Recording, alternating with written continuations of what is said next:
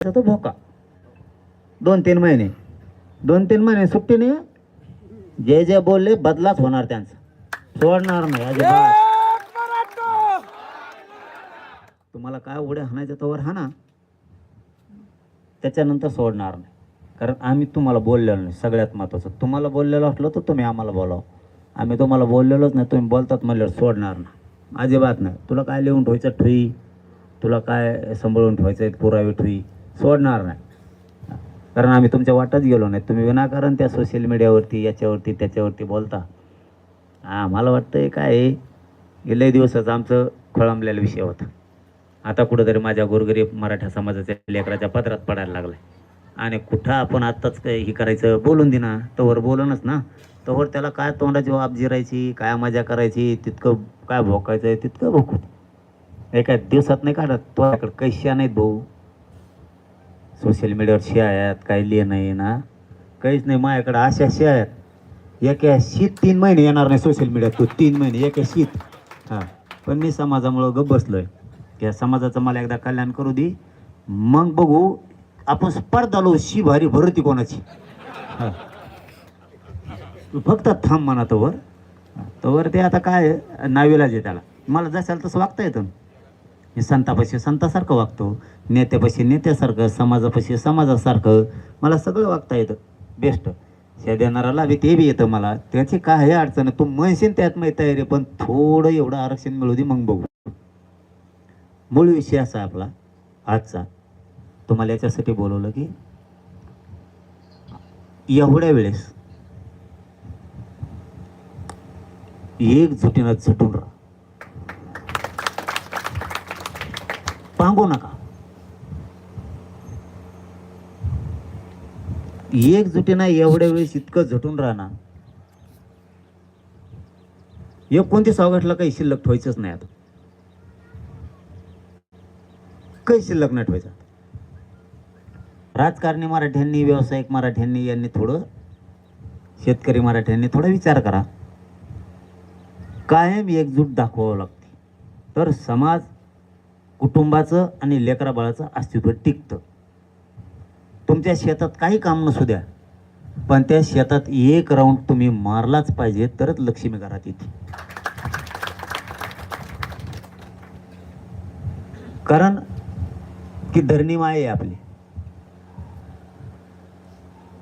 तिच्या नुसतं बांधावर जरी जाऊन आलं ना तरी प्रसन्न वाटतं.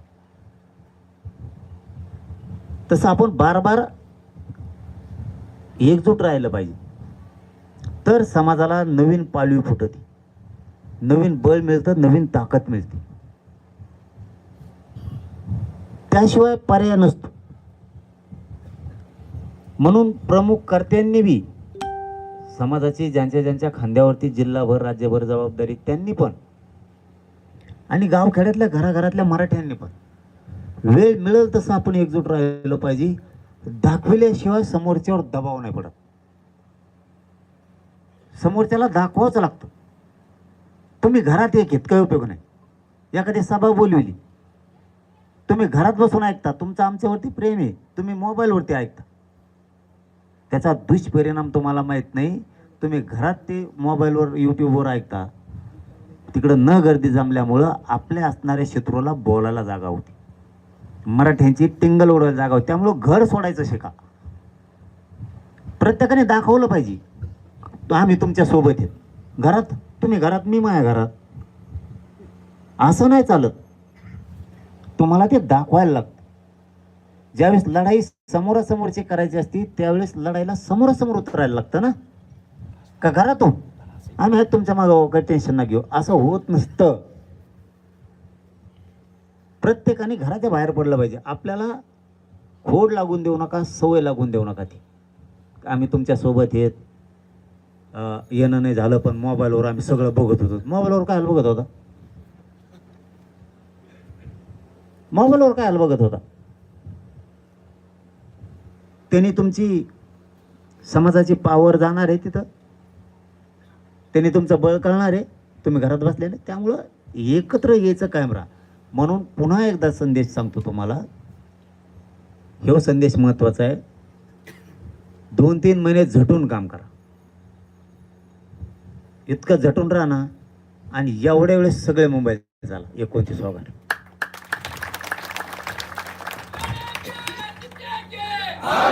फुल ताकदीने आपल्याला ही लढाई जिंकायची. त्याचे कारण लगेच सांगतो तुम्हाला. हैदराबादचं गॅजेटेड सरकारनं घेतलं, मध्ये थोडं मला बदनाम केलं. तर काय असतं आता शेवटी चहाच्या आत फरक असतो. चहाच्या आत फरक असतो. आपण दुकानातून एकत्र आणले साखर आणि कारखान्यातून फुकट आलेली साखरेत फरक असतो चहाच्या आत. त्याच्यामुळं काही पिलावळी तशा पण असतात, आयत्या झालेल्या, आयतं खाऊन जगणारे. त्यांनी सांगितलं गॅजेट देत होते पण मी घेतलं नाही. अरे एका नोंदीसाठी उपाशी तापाशी राहतो मी. एका नोंदीसाठी रात्रंदिवस जीव जाळतो मी, एका नोंदीसाठी. एवढं मोठं गॅजेट सोडीन मी? हे गैरसमज पसरीत आहेत. त्या गैरसमजावर तुम्ही विश्वास ठेवायचं थोडं बंद करा. मी काय सांगितलं ह्याच व्यासपीठावर, शंभूराजे साहेब, देसाई साहेबांना तुम्ही हैदराबादला जाऊन गॅजेट आणा. ऐकायला पुरा महाराष्ट्र आहे तुमच्यासह. आता मला त्याला उत्तर देता येणार. जे म्हणत होता का गॅजेट देत होते पण घेतलं नाही, त्याला उत्तर देता येणार. द्यायचं होतं पण म्हणलं नको. देणार होतो मी पण नाही दिलं. सगळ्याच गोष्टी मी तुम्हाला मीडियातून सांगावं ही बी अपेक्षा थोडी कमी करा. त्याचं कारण सांगतो. मी तुम्हाला सांगायला जातोय, मी पोटात ठेवत नाही ना काही, तर त्यांना माहीत होतं. ते आपल्या डावाच्या आधी सावध होते म्हणून मला काही सांगता येत नाही. सांगितलं तुम्ही म्हणतात मायाला, मग खरं आहे का कोणती ते थोडंसं सावध व्हा.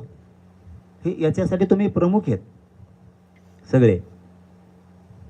कुणी सांगितलं की आपण त्याच्यावरच विश्वास ठेवायचा. आता हैदराबादचं गॅजेट देत होते मी घेतलं नाही म्हणजे एका नोंदीसाठी जीव जाळतो मी. आत्ता जाफराबादचा फोन लावला होता मी, 750 प्रमाणपत्र रोखून धरले तिथं. 1 घंटा झाला असं फोन लावला. जालन्याच्या कलेक्टर साहेब सांगितले ते पत्र रोखू नका. कलेक्टर साहेबांनी सांगितलं ते तहसीलदार ADMला पत्र जाफराबादचे रोखू नको म्हणून. त्यांचा लगेच निरोप आला मला वापस. पुन्हा ते पोरं जर आहेत का गेलेत मला माहीत नाही. त्यांचा लगेच निरोप आला की आम्ही शुक्रवारी ते वाटप करतो सगळ्या. म्हणजे एका नोंदीसाठी मी जीव जाळतो आणि गॅजेट एवढं मोठं घेणार नाही. बरं तुम्ही एवढं तर डोकं लावायचं. जरांगे पाटील शंभूराजे देसाई साहेबाला सांगतेत हैदराबादला गॅजेट जाऊन आणा. हे अमुक तर म्हणतंय गॅजेट देत होते आणि पाटील तर म्हणते जाऊन आणा. याचा अर्थ गॅजेट नाही काय महाराष्ट्रात? एवढं तर डोकं लावायचं तुम्ही. तो म्हणतो देत होते आणि पाटील म्हणते जाऊन आणा, म्हणजे याचा अर्थ गॅजेटच इथं नाही. आंध्र प्रदेश सरकारकडं, हैदराबाद संस्थानकडे गॅजेट, ते महाराष्ट्र सरकारजवळ नाहीच आहे. आणि देते कुठून देत होते? का तो बापा तिथं ठुलं होती आणि तो बापा तिथं ठुलेलं घेत नाहीत ना ते. कारण तो अगा बाप मुख्यमंत्री नव्हता आधी किंवा मुख्य सचिव बी नव्हता.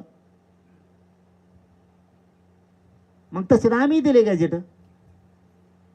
तसे सरकारजवळ गॅजेट आम्ही देऊन देऊन थकलोत. दिलेत आम्ही. काका आलेत का? उभा राहा. काका कोण 3दा गॅजेट घेऊन मी सरकारला दिलेत. साक्षीदार तुमच्या पुढे उभा केले. बसा काका. कम नाही लागू केलं?